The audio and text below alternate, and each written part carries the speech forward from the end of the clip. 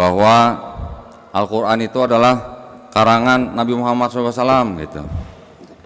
Terus kita juga sering mendengar lagi nanti, Nabi Muhammad SAW itu mengarang Quran dibantu gitu oleh orang-orang Yahudi atau Nasrani katanya. Bismillahirrahmanirrahim.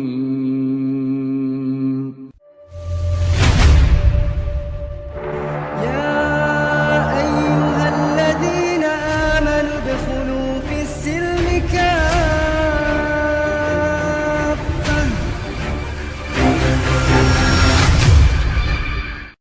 Baik, selanjutnya kita akan mendatangkan Kohdonditan, yaitu Ketua Yayasan Pembina Mu'alaf At-Tauhid dan sekaligus Mu'alaf, yang akan membawakan acara dengan tema Mungkinkah Al-Quran karangan Nabi Muhammad SAW?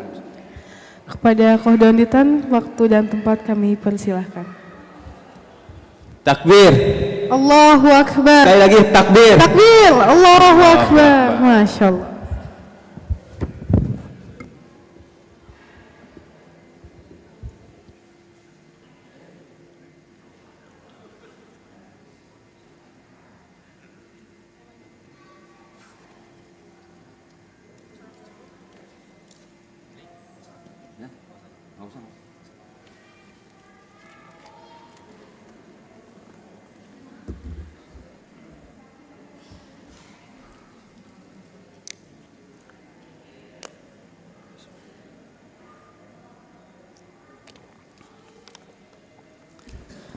Bismillahirrahmanirrahim. Assalamualaikum warahmatullahi wabarakatuh.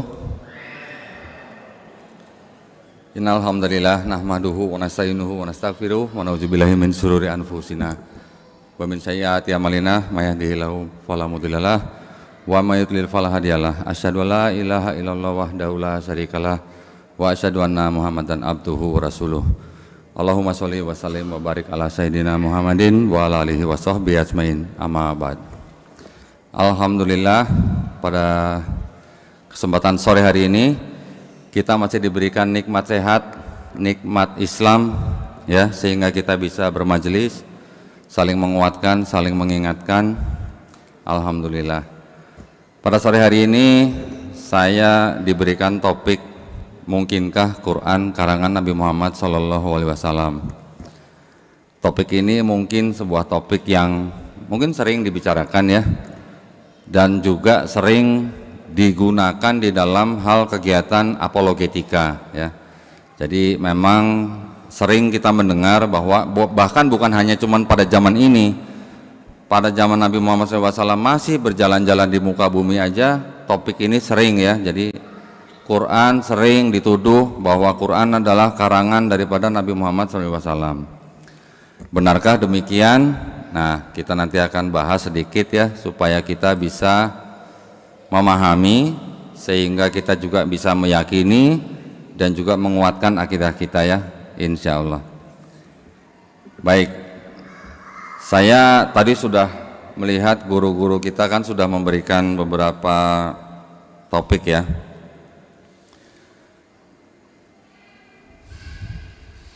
Baik. Kita sering mendengar bahwa Al-Quran itu adalah karangan Nabi Muhammad SAW gitu. Terus kita juga sering mendengar lagi nanti, Nabi Muhammad SAW itu mengarang Quran dibantu gitu oleh orang-orang Yahudi atau Nasrani katanya. Nanti ada lagi Quran itu dikarang oleh Nabi Muhammad karena Nabi Muhammad tuh menjiplak Bible katanya. Saya nyebutnya Bible ya, bukan Alkitab. Kalau kita sekarang di zaman sekarang ini, kalau kita melihat kitab yang tertulis ada tulisan Alkitab miliknya saudara-saudara kita yang Kristen, saya menghimbau saudara-saudara jangan menyebut itu dengan sebutan Alkitab. Kenapa? Karena Al-Quran kita juga disebut Alkitab ya. Jadi kalau kita melihat kitab suci saudara kita yang Nasrani, kita sebut aja Bible gitu. Paling jauh Holy Bible gitulah ya. Nah terus ada juga nanti Nabi Muhammad SAW itu mengarang Quran karena dibantu oleh iblis katanya gitu. Waduh, ada yang ngomong begitu. Serem gitu ya kayaknya. Benarkah begitu? Nah, kita coba lihat. Kalau kita melihat gaya bahasa yang di dalam Al-Quran, sering kita membaca ada kata-kata kul, gitu kan? Katakanlah. Siapa yang disuruh mengatakan? Otomatis Nabi. Nabi disuruh mengatakan kepada umatnya pada saat itu, gitu ya. Tapi kalau kita baca hadis gimana? Qala, ya kan? Nabi bersabda, Nabi berkata, gitu ya. Beda kan? Kalau di dalam Al-Quran gaya bahasanya kan seperti yang punya atau yang menciptakan manusia menyuruh kepada utusannya untuk menyampaikan kepada umatnya. Tetapi kalau di hadis gaya bahasanya gimana?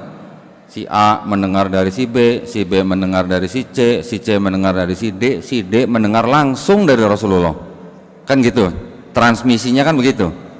Jadi sama nggak gaya bahasa di hadis dengan gaya bahasa di Quran? Beda jauh kan? Jadi tidak mungkin Al-Quran itu dikarang oleh Nabi Muhammad SAW. Kenapa? Karena di dalam Quran kalimatnya, gaya bahasanya jauh berbeda dengan gaya bahasa di dalam hadis, gitu. Betul? Poin pertama kan gitu. Yang kedua, kalau memang Quran dikarang oleh Nabi Muhammad SAW, mungkin nggak kira-kira begini? Saya yang mengarang, tapi di dalam karangan itu ada teguran buat saya, gitu. Kira-kira mungkin nggak? Nggak mungkin kan? Mana ada orang mengarang tapi tegurannya untuk yang pengarangnya, gitu. Kan nggak mungkin. Kita paham, kita tahu kisahnya. Nabi sempat bermuka masam, ya. Ketika sedang bermajelis dengan sahabat-sahabatnya, ada yang mendatangi dia, mukanya masam, ditegur. Ya kan? Mosok Nabi ngarang sendiri, tegurannya buat diri sendiri, nggak mungkin, gitu. Kemudian kalau memang yang mengarang Quran itu Nabi Muhammad SAW, berarti boleh dikatakan Nabi berani mati. Berani matinya gimana? Di dalam Quran ada tantangan, bukan untuk manusia aja, sekalian untuk jin juga. Kalau memang Quran ini karangan Nabi Muhammad, silakan buat satu surah aja yang serupa dengan Quran. Dan tantangan itu bukan cuma untuk manusia. Kalau nggak cukup manusia yang bisa bikin, bawa jin sekalian. Kalau berani nantang begitu namanya berani mati gak tuh? Iya kan? Ini mohon maaf, mungkin saya bahasanya sedikit bahasa gaul lah ya, jangan terlalu resmi ya, supaya kita enak dengarnya. Itu ya. Jadi tidak mungkin yang namanya Quran karangan seorang Nabi Muhammad SAW. Karena apa? Dia berani menantang kaumnya, saudara-saudaranya, musuh-musuhnya untuk membuat Quran satu surah aja. Itu adalah tindakan yang sangat-sangat berani dan beresiko, gitu ya. Mudah-mudahan setuju ya. Selanjutnya, kalau memang dikatakan Al-Quran adalah karangan Nabi Muhammad SAW, pernah nggak di dalam Quran itu Nabi menceritakan dirinya secara pribadi, menceritakan keluarganya, ibunya, bapaknya, saudaranya, pamannya, begitu? Ada? Tidak ada informasi mengenai pribadi daripada Nabi dan keluarganya, gitu. Tapi mengapa malah yang diceritakan Nabi Isa dengan ibunya, malah ada surat khusus untuk nama ibunya dan sebagainya. Nama-nama Nabi yang lain disebutkan jauh lebih banyak daripada nama Nabi Muhammad sendiri. Nabi Musa disebutkan 136 kali. Nabi Muhammad SAW berapa kali? Cuma 4 kali. Nabi Ibrahim 69 kali. Belum lagi yang lain, puluhan kali. Jauh melebihi daripada Nabi Muhammad SAW sendiri. Jadi kalau Nabi Muhammad SAW yang ngarang Quran, harusnya dia menyebut dirinya jauh lebih banyak dong daripada nabi-nabi yang lain. Logikanya kan begitu, gitu ya. Nah, jadi tadi kita sudah melihat bahwa tidak mungkin atau mustahil, gitulah. Mustahil bahwa Nabi Muhammad SAW itu yang mengarang Quran. Ini kita belum bicara tentang ayat-ayat yang berhubungan dengan sains, yang mana Quran itu ternyata membenarkan sains pada zaman-zaman sekarang ini. Mungkin 50 tahun yang lalu, mungkin 100 tahun yang lalu, mungkin 150 tahun yang lalu, gitu ya. Ya. Kemudian Nabi Muhammad SAW juga di dalam Quran banyak juga nubuat-nubuat, gitu ya. Nubuat-nubuat yang ternyata sudah terjadi Contoh misalnya penaklukan bangsa Romawi, terjadi nggak? Terjadi. Dari mana itu? Kalau memang bukan benar-benar Nabi Muhammad SAW ini adalah seorang utusan Allah yang menerima wahyu dari Allah Subhanahu Wa Taala, bagaimana seorang Nabi yang ummi? Ya. Ummi ini artinya mungkin ada beberapa arti, tetapi bagaimana ceritanya seorang Nabi yang ummi bisa membuat nubuat atau memberikan nubuat kalau tidak berasal dari yang menciptakan manusia? Gitu. Terjadi loh. Hal-hal yang mungkin kelihatannya sepele, seperti ada nubuat yang mengatakan bahwa nanti orang-orang Badui yang tidak beralas kaki bisa mempunyai bangunan pencakar langit, gitu istilahnya kurang lebih. Terjadi nggak? Keren tuh sekarang bangunan-bangunan di Mekah ya Bu ya. Bahkan salah satu bangunannya menjadi bangunan yang tertinggi di dunia, Masya Allah. Yang punya orang-orang yang dulunya orang-orang yang nggak pakai alas kaki gitu. Kok bisa terjadi gitu? Nabi bisa punya penglihatan begitu dari mana gitu ya? Dan itu beresiko loh, itu beresiko. Artinya apa? Nubuat itu kan ada yang dalam waktu jangka pendek, mungkin ada yang 1 tahun, ada yang 10 tahun, ada yang 100 tahun, mungkin ada yang 1000 tahun.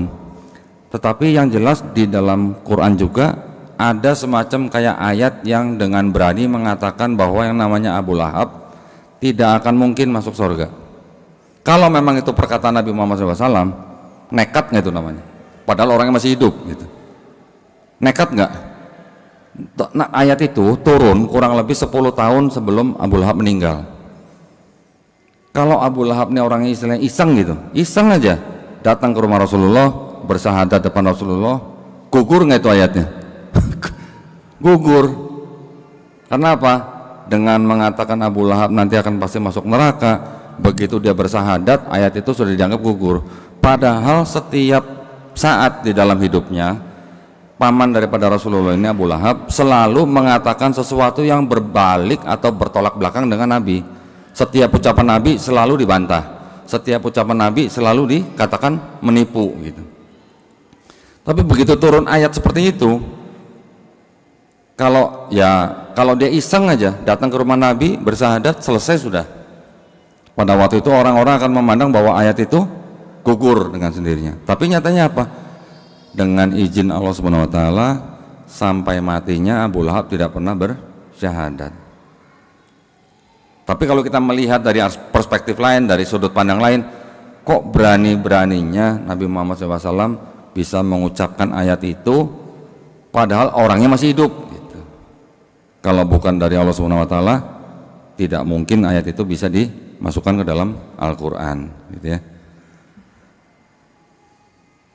Baik, nah yang berikutnya juga ada gini. Di dalam beberapa kejadian, Nabi ditanya oleh beberapa orang-orang Yahudi dan Nasrani. Ya, pada waktu Nabi ditanya, Nabi tidak langsung memberikan jawaban, karena memang jawaban itu ada yang langsung bisa dijawab, ada yang harus menunggu turunnya wahyu. Contoh, misalnya ketika orang-orang Yahudi menanyakan kepada Nabi mengenai 7 pemuda yang tertidur di dalam gua, the 7 sleepers, Ashabul Kahf.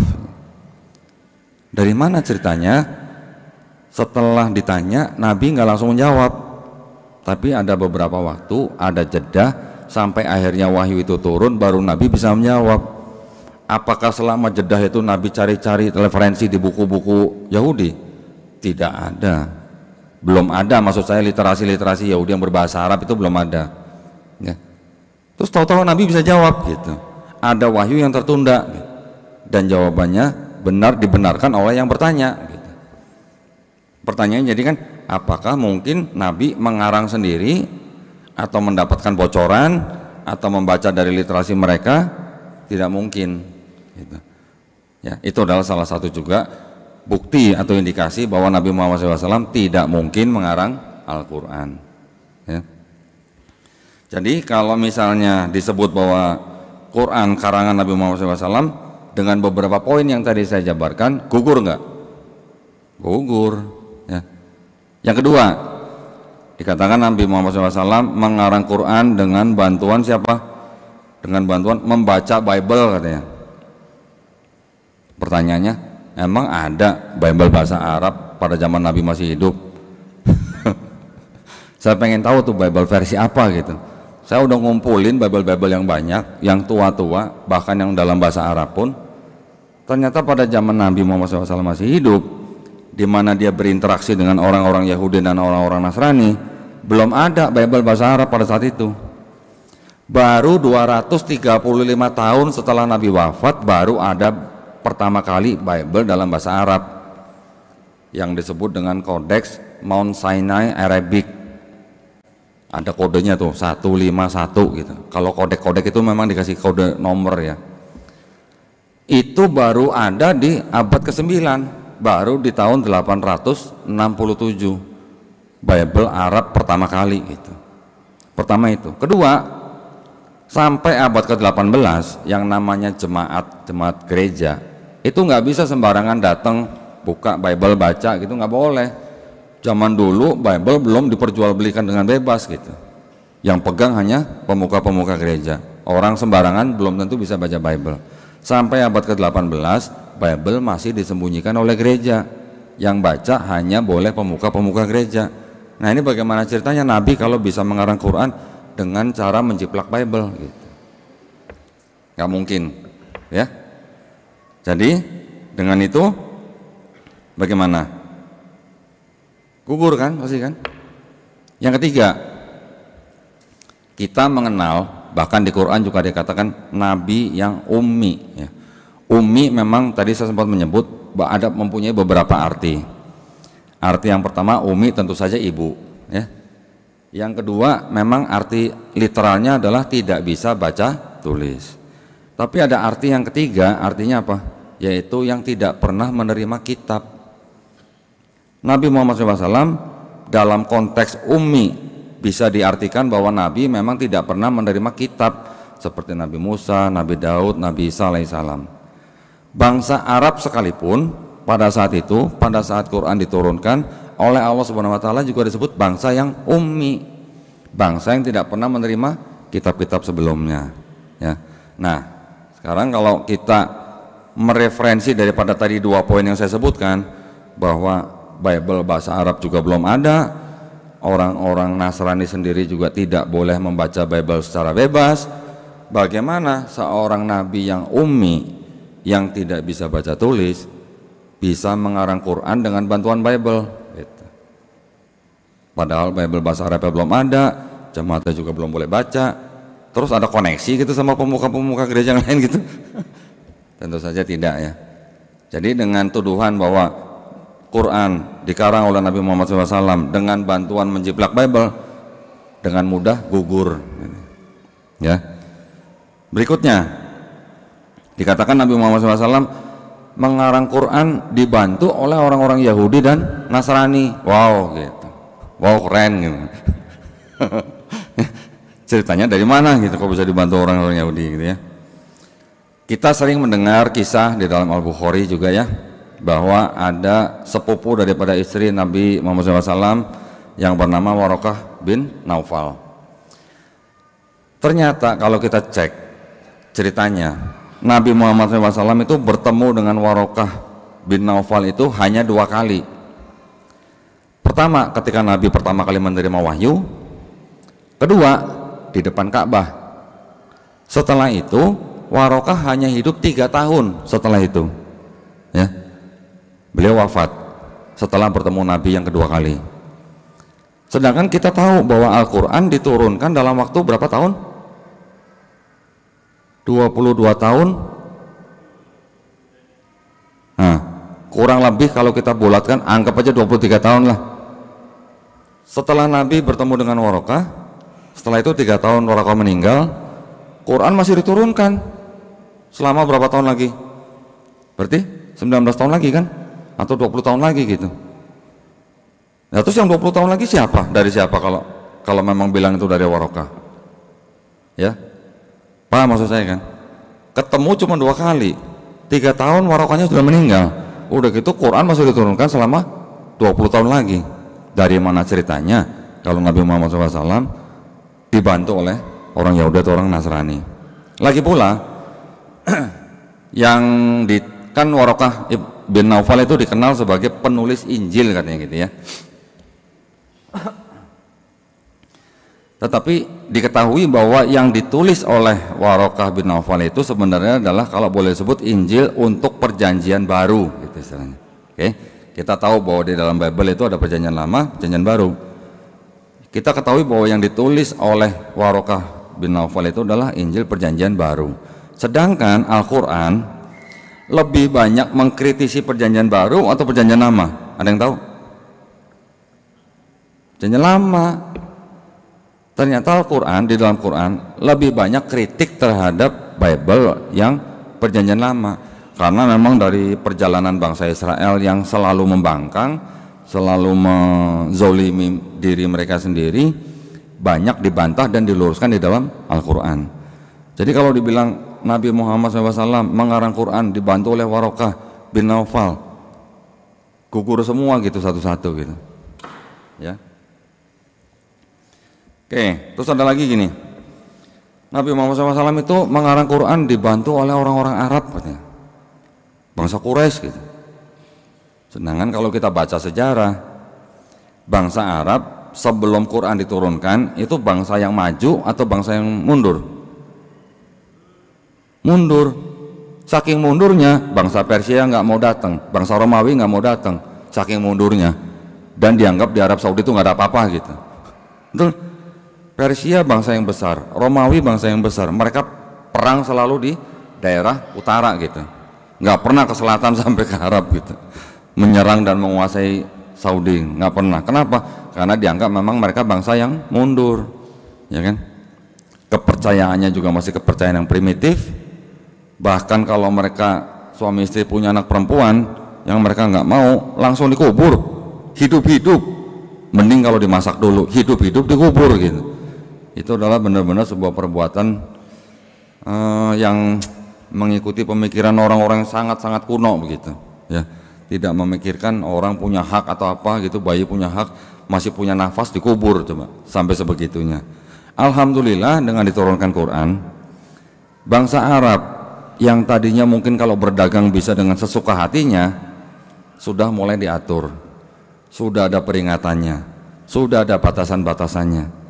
Bahkan dengan memakan sebiji kurma saja yang bukan miliknya, apa ininya, sanksinya?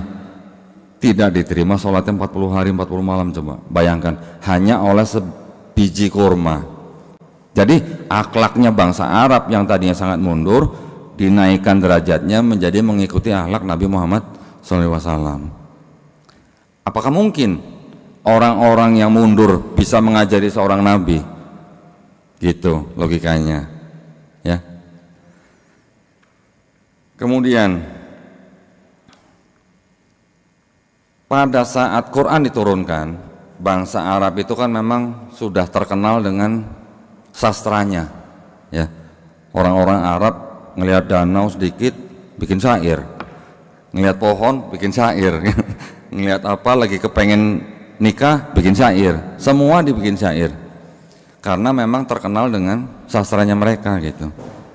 Pada saat Quran diturunkan, sastranya Quran akhirnya menjadi pedoman penyair-penyair atau terbaliknya? Akhirnya sastranya Quran. Pada saat juara-juara syair itu mendengarkan Nabi melafazkan ayat-ayat Quran, apa yang dikatakan oleh ahli-ahli syair pada saat itu? Ini sihir katanya. Bagaimana ceritanya seorang yang ummi kok tiba-tiba bisa membacakan sebuah syair yang jauh melebihi syairnya orang-orang Arab pada saat itu? Dari mana ceritanya? Bagaimana? Di mana belajarnya? Mereka saja sudah menjadi sumber sastra yang dikenal orang pada saat itu. Ini tiba-tiba seorang yang ummi bisa membacakan sastra yang tingkatannya jauh melebihi juara-juara syair. Ya, jadi sangat naif kalau mengatakan bahwa Quran dikarang oleh seorang Nabi Muhammad SAW. Oke. Nanti ada lagi tuduhan bahwa Nabi Muhammad SAW itu belajar dari seorang pandai besi, orang Romawi gitu. Ya, anak laki-laki Al-Faqih Ibnu Mughirah yang bernama Jabar, yang merupakan orang Nasrani dari Roma, dari daerah Sisilia, yang disebutkan di Quran surat An-Nahl surah ke-16 ayat 103. Bagaimana mungkin orang Romawi yang tidak paham sastra bahasa Arab bisa mengajarkan Nabi dalam bahasa sastra yang tinggi gitu dalam Quran? Ya, udah dikasih tanda aja 5 menitnya, cepet amat ya. Oke, kemudian yang berikutnya, mungkinkah Nabi Muhammad SAW mengarang Quran diajari oleh orang-orang Yahudi dan Nasrani? Kita baca ayat di dalam Quran. Yang permusuhannya paling besar kepada Islam siapa? Yahudi. Yang dikatakan orang-orang kafir yang mengatakan bahwa Allah adalah salah satu dari yang 3 siapa? Nasrani. Bagaimana ceritanya orang-orang yang dikritik di dalam Quran bisa dikatakan mengajari Nabi mengarang Quran gitu? Tidak masuk akal kan? Jadi gugur. Nah, terakhir, Nabi Muhammad SAW mengarang Quran dibantu sama iblis katanya. Wah, ini yang keren banget ya. Padahal kita orang Islam diajarkan sebelum baca Quran kita nyebut apa?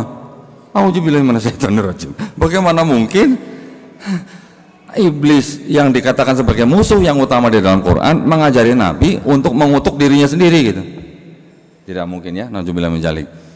Baik, kalau gitu mungkin cukup sampai di sini. Ini hanya sebagai kajian singkat ya, untuk memperkuat akidah kita sebagai umat Islam, untuk meyakinkan kita bahwa Al-Quran itu adalah murni firman Allah yang tidak mungkin dikarang oleh seseorang, tidak mungkin dikarang oleh manusia walaupun dia seorang nabi. Karena apa? Di dalam Quran isinya cuman firman Allah. Buktinya mana? Tadi seperti yang saya baca. Yang lain buktinya mana? Ternyata sains, ilmu pengetahuan yang ada di dalam Quran udah hampir kurang lebih 80% itu sudah terkonfirmasi dengan sains zaman sekarang.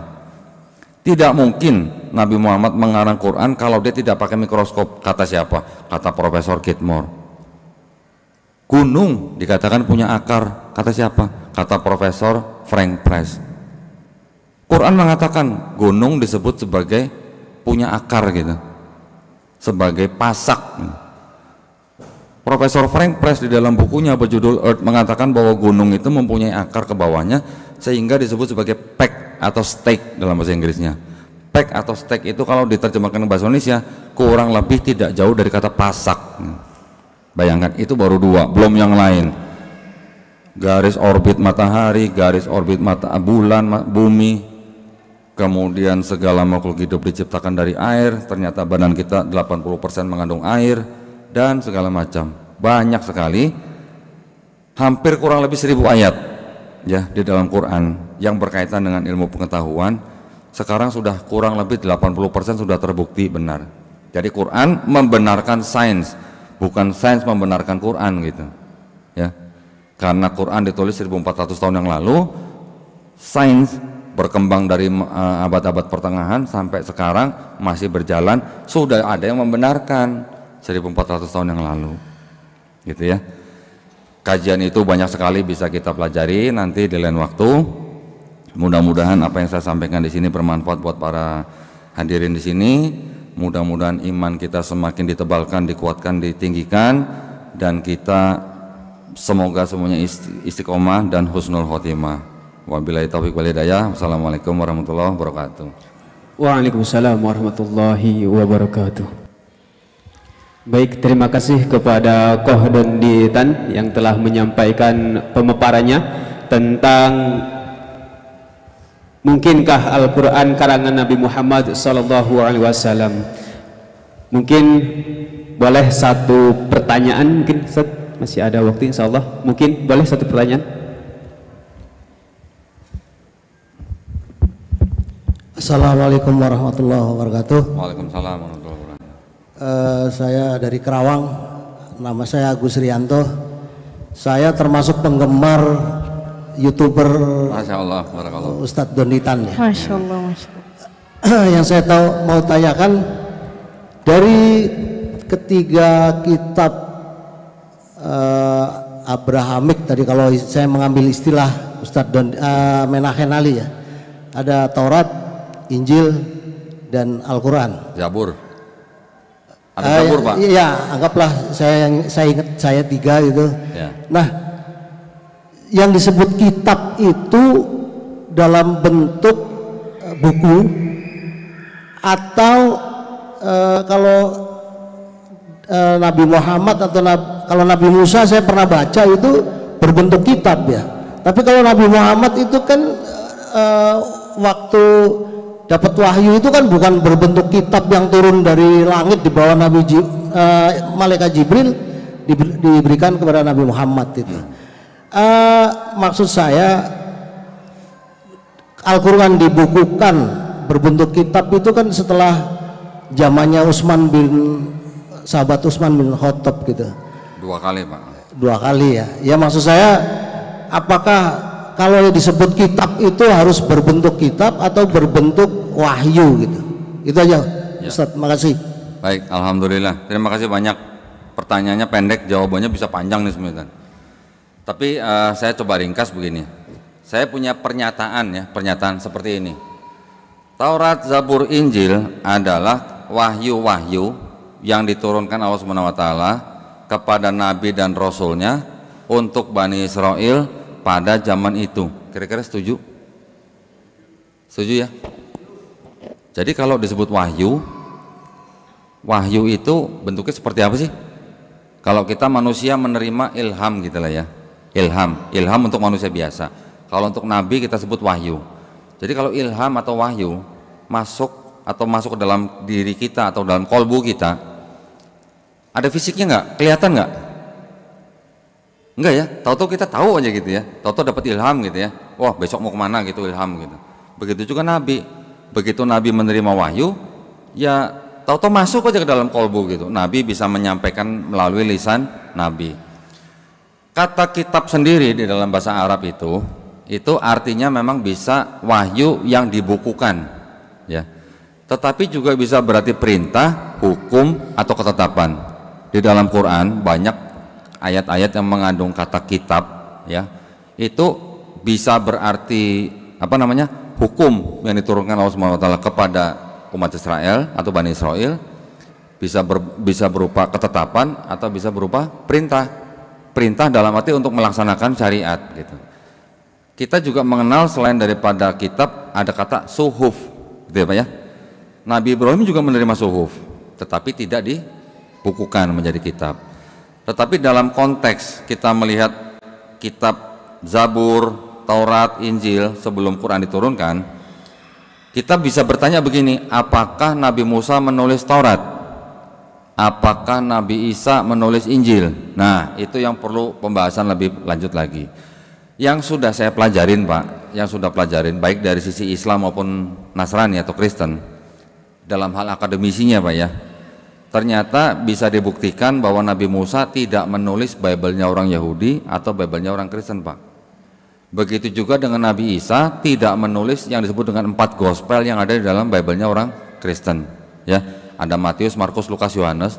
Itu bukan tulisan Nabi Isa, itu adalah tulisan daripada orang-orang yang tidak diketahui namanya siapa, yang tidak tinggal di Palestina, yang berpendidikan tinggi karena tulisannya dalam bahasa Yunani, tapi juga yang bukan saksi mata langsung, bukan orang-orang yang tidak mengenal saksi mata langsung, bukan orang-orang yang pernah jalan-jalan bareng Yesus, dan juga bukan orang-orang yang pernah ngopi bareng Yesus Pak.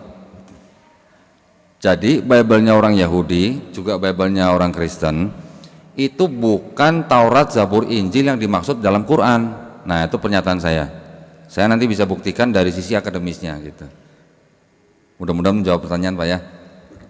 Baik, terima kasih yang sudah bertanya dan terima kasih juga kepada Kohodon Ditan yang sudah menekan waktunya untuk bisa mengisi pemaparan di siang hari ini. Karena waktunya sudah menjelang asar, jadi insya Allah akan kita lanjutkan setelah ba'da asar. Insya Allah nanti ada door press dan ada beberapa pertanyaan-pertanyaan yang akan dilemparkan.